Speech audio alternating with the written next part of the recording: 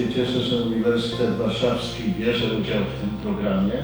Bardzo Wam gratuluję, że wybraliście to miejsce. Oczywiście cieszyłbym się, gdyby to był Uniwersytet Warszawski, ale to miejsce jest najbardziej odpowiednie na otwarcie tego seminarium i na otwarcie tej konferencji.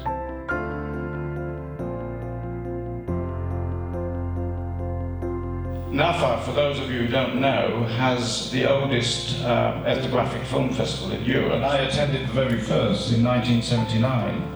And if anybody then had told me that maybe in 2015 we would organise it in Warsaw, I would have said bollocks.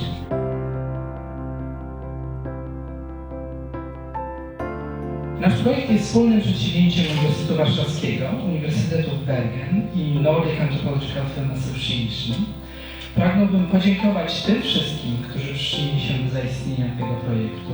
Realizacja nie byłaby możliwa bez dofinansowania z funduszy EOG oraz środków krajowych Ministerstwa Kultury i Dziedzictwa Narodowego oraz Uniwersytetu Warszawskiego.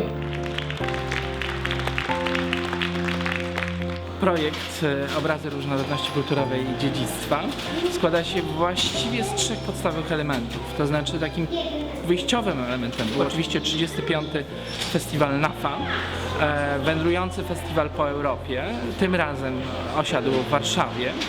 Poza tym sesja naukowa, która wiązała się również z antropologią wizualną i dziedzictwem, i jak te dwie rzeczy ze sobą mogą funkcjonować.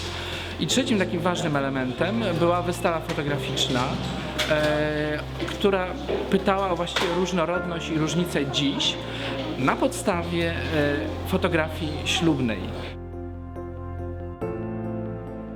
It's actually the oldest festival in Europe, ethnographic film festival, and we started in 1979, but NAFA is actually older than that. I mean, NAFA is the Nordic Anthropological Film Association. It was founded officially in 1975, but it started as a cooperation between anthropology institutions in the 5 Nordic countries with the aims of establishing an archive of ethnographic film that could be used in the university departments in teaching and in the museums in showing to the general public. So that was the beginning of NAFA.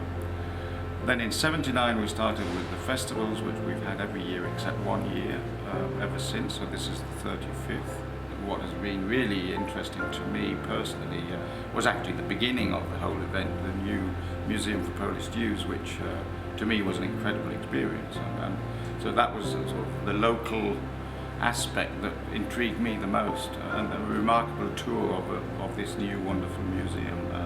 It wouldn't really make sense if we had it in different places every year and there wasn't something like that. So something, what is special about where we are, and so we should have that. It's bringing together social anthropologists, academics and people from cinema, from filmmaking. And I would even expand that now and say it, as this conference, for example, reflected, it's not just social anthropologists, it can be other academics, but it can also be other artists.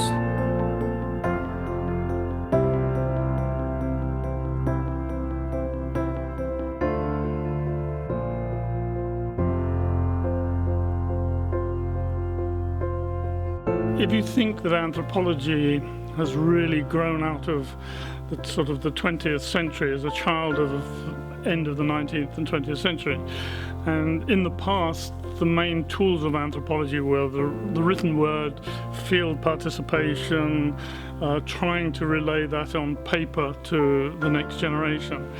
So the first revolution was photographs, and then the real revolution, to my mind, was then film, because it's not just understanding and analysing the word, but you're bringing back those people's ideas and values and cultures back home so that people here can share it. So it makes all of that theoretical work real life experience for people. And I think film has revolutionized how we understand anthropology. I would say this because I'm a filmmaker and an anthropologist, but I think it's the most important tool we have. Everybody is and can be an anthropologist. Having a groundwork and an understanding of some of the tenets that make anthropology important and looking for the right things is important, and that can be taught. But we can all observe other societies, we can all observe our own societies, we can all observe how different behavioural patterns work and how they behave, and film is one of the easiest ways of trying to capture that. You may not understand everything you're filming, but you can capture it on film and you can bring that back, and then you can analyse it from film as well. So you've got two tools in filming. One is as a study, as a tool for study, where you can use that material as one of your important fieldwork methods, and the other is the idea of trying to make other people in our society understand what's happening there, and the visual form is the best way of doing that. I think we always assumed in the past that it was them and us, seen as looking at them and they were almost a different species. It's like natural history filming is about animals, and here we have about tribal society. And I think the world has now changed so dramatically. Borders have gone. We can reach every part of the planet, and we know what's happening. And suddenly we know that we can't stand back and not understand the values of other people, because those other people are now going to be part of us. And anthropology is the most vital way of trying to understand that and making it relevant for us.